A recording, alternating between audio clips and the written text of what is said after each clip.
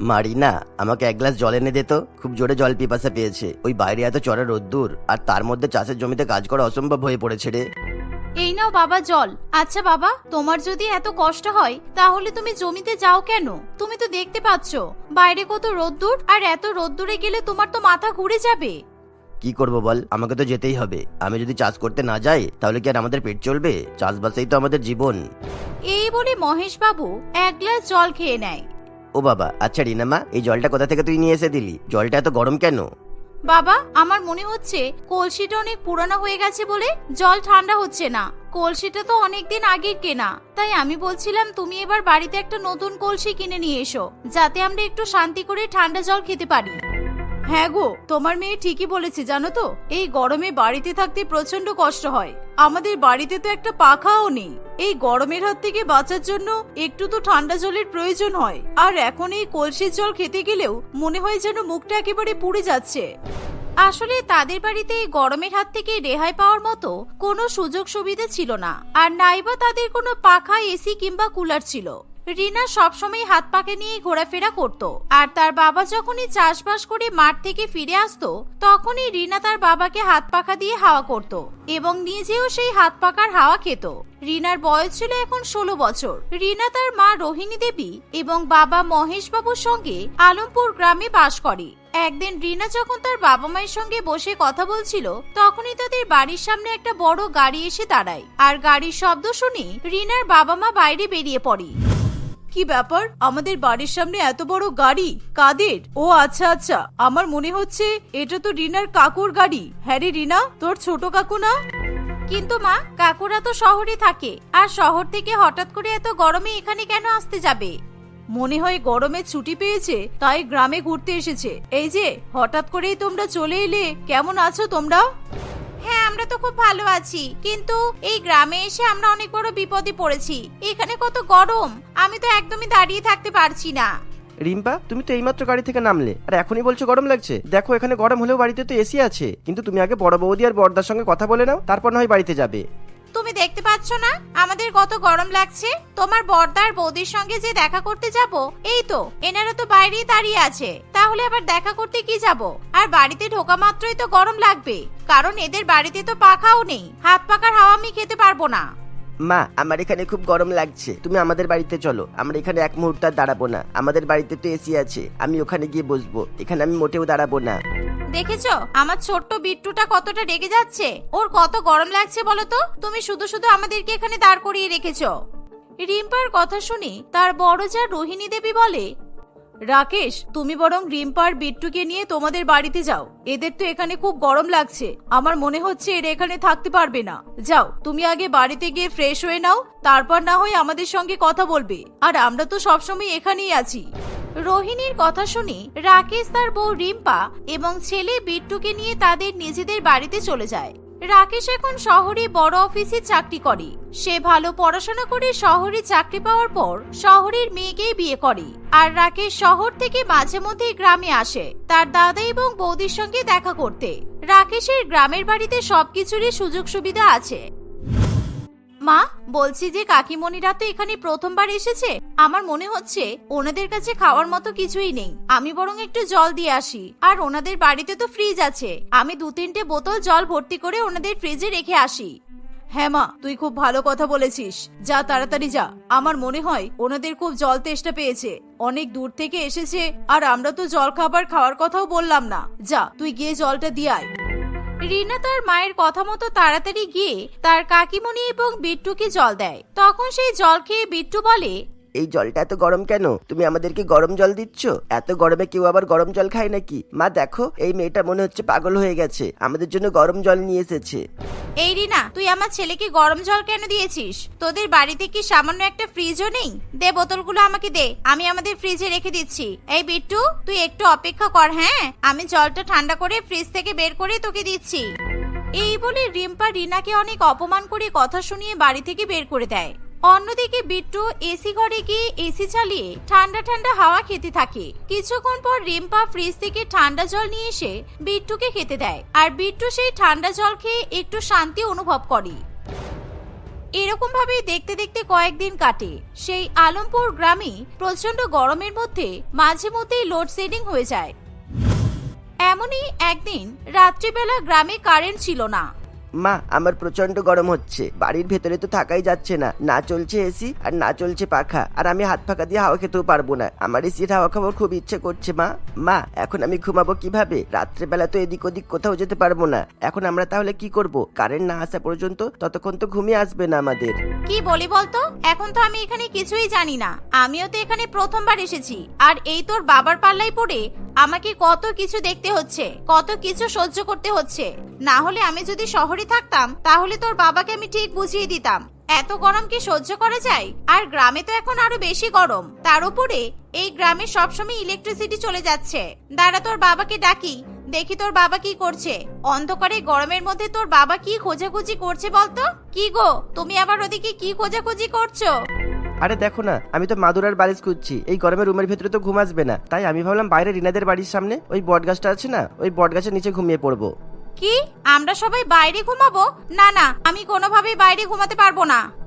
তোমরা যদি না যাও তাহলে বাড়িতেই থাকতে পারো, আমি তো ওখানেই ঘুমাবো। আমার ওই খোলা আকাশ আর ঠান্ডা ঠান্ডা বাতাসের নিচে ঘুমাতে খুবই ভালো লাগবে। তাহলে আমি চলি, তোমরা বাড়িতে থাকো, কেমন? এই বলে রাকেশ সেখান থেকে চলে যায়। রিম্পারও কিছু করার থাকে না, তাই সে এক প্রকার বাধ্য হয়েই রাকেশের পিছু পিছু তাকেও সেখানে যেতে হয়। রিম্পা তার ছেলেকেও সঙ্গে করে সেখানে নিয়ে যায়।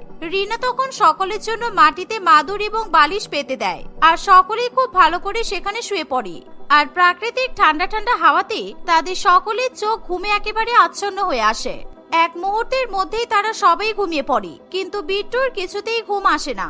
সে সারা রাত এপাশ এবং ওপাশ করতে থাকে। এভাবেই সেদিন সারা রাত কাটে।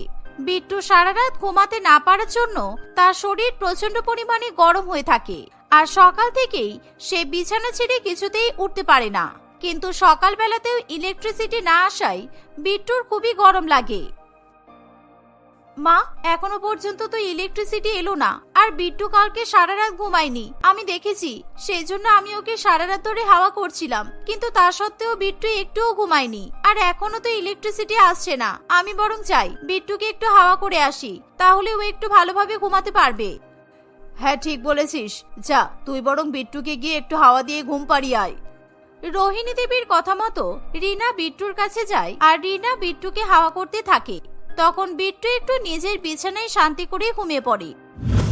এভাবেই দেখতে দেখতে দুপুর হয়ে আসে। দুপুরবেলা বিট্টুর যখন ঘুম ভাঙে, তখন সে দেখে যে তার রিনা দিদি মাথার কাছে বসে আছে, আর তাকে তখনও পর্যন্ত হাওয়া করছে। রিনা দিদি, তুমি আমাকে এতক্ষণ ধরে হাওয়া করলে, তাই এখন আমার শান্তিভাবে একটু ঘুম হলো। কিন্তু কালকে তো আমি ঘুমোতেই পারছিলাম না। রাত্রেবেলা বাইরে শোয়ার তো আমাদের অভ্যাস নেই, সেই জন্য আমি ওখানে ঘুমোতেই পারছিলাম না। এখানে তুমি হাওয়া করলে বলে আমার ঘুমটা হলো। বিট্টুর মুখে এমন কথা শুনি রিনার খুবই ভালো লাগে। আর রিনা তখন ভাবে যে সত্যি হয়তো বিট্টু এবার থেকে তাদেরকে আর কোনোভাবে অপমান করবে না। এই ভেবে রিনা খুবই খুশি হয়। দেখতে দেখতে আরো কিছুদিন কাটে।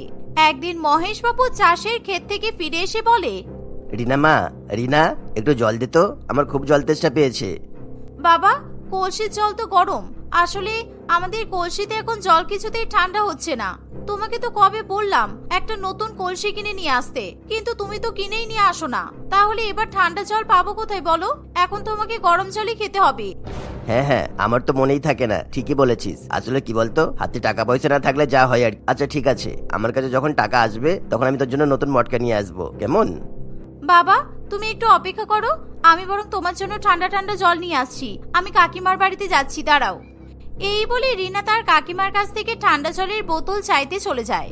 এই, তুই আমাদের বাড়িতে কিসের জন্য এসেছিস? আমি জানি তুই রোজ রোজ আমাদের বাড়িতে এসির হাওয়া খেতে আসিস, তাই তো? আমি ঠিকই বুঝতে পেরেছি তোর এইটা ধান্দা। না না বিট্টু, তুই আমাকে ভুল ভাবছিস ভাই। আমি তো বাবার জন্য ঠান্ডা জল নিতে এসেছিলাম। কাকিমা, আমাকে এক বোতল ঠান্ডা জল দেবে গো? আসলে বাবার খুব জল তেষ্টা পেয়েছে, আর আমাদের কলসির জল খুব গরম হয়ে গেছে, তাই আমি ভাবলাম তোমার কাছ থেকে এক বোতল ঠান্ডা জল নিয়ে আসি। তুই তো বেশ ভালোই শুরু করেছিস, প্রত্যেকদিন ঠান্ডা ঠান্ডা জল নিতে চলে আসছিস। আমি তোর ধান্দাটা কিন্তু খুব ভালো মতোই বুঝতে পেরে গেছি। তুই ঠান্ডা জল চাইতে আসার নাম করে আমাদের বাড়ির এসির হাওয়া খেতে আসিস, তাই না? তোরা তো গরিব, তোদের কাছে তো সামান্য এসি কেনারও টাকা নেই, তাই জন্য তো আমাদের বাড়িতে এসির হাওয়া খেতে আসিস। যা, আমাদের বাড়ি থেকে চলে যা। এখন ঠান্ডা জল আমাদের কাছে নেই, ফ্রিজে এইমাত্র জল দিয়েছি, এখনো ঠান্ডা হয়নি। এভাবেই রিনাকে তার ছোট কাকিমা রিম্পা এবং তার ছেলে বিট্টু দুজনে মিলে অপমান করে। রিনা তখন কাঁদতে কাঁদতে নিজের বাড়িতে চলে যায়। কিরে রিনা, তোর কি হয়েছে রে মা? তুই কাঁদছিস কেন এভাবে? দেখো না মা, আমি তো শুধু একটু জল চাইতে গিয়েছিলাম, কিন্তু কাকিমা আর বিট্টু আমাকে কত কিনা বললো, আমাকে কত অপমান করলো জানো। ও আচ্ছা আচ্ছা, তুই সেই জন্য কাঁদছিস? আচ্ছা বাদ দে না ওসব, ওরা তো আজ বাদে কালকে চলেই যাবে, তখন তো আর কেউ এরকম ভাবে তোকে কিছু বলতে পারবে না, তাই না? মা, আমাদের মধ্যে আর কাকুদের মধ্যে কত তফাৎ বলো।